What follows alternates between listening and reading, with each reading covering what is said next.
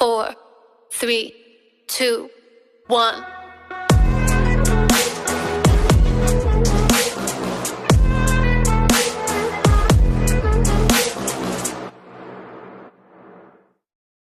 Magandang araw mga ka-top trends. Maligayang pagbabalik sa aking channel. Linggo na naman ngayon at heto na naman tayo para ihatid ang mainit at trending update sa bahay ni Kuya.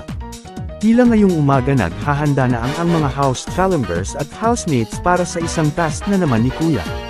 Kabang-abang na naman ito kagaya ng trending na eksena kagabi sa bahay ni Kuya.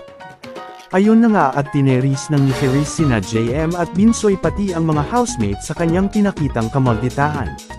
Nag-trending na naman ito nga kagabi sa iba't ibang social media platforms ang kamalditahan ni Therese. Umani na naman ng papuri si Therese kay Robby Domingo at Nelay at ibang pang mga netizen dahil nag-shine talaga sa kanyang pagiging effective kontrabida.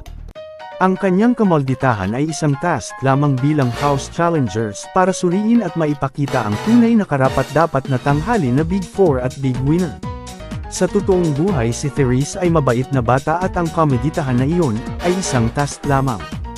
Narito ang ilan sa trending tweets kagabi na umani ng Seret Saring papuri.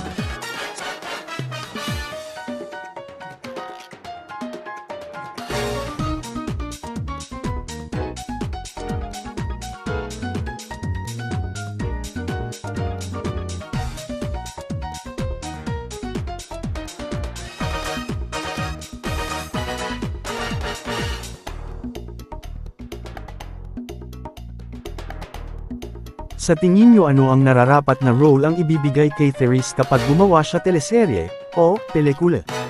Paki-comment down below at huwag kalimutan mag-share, like and subscribe for more updates.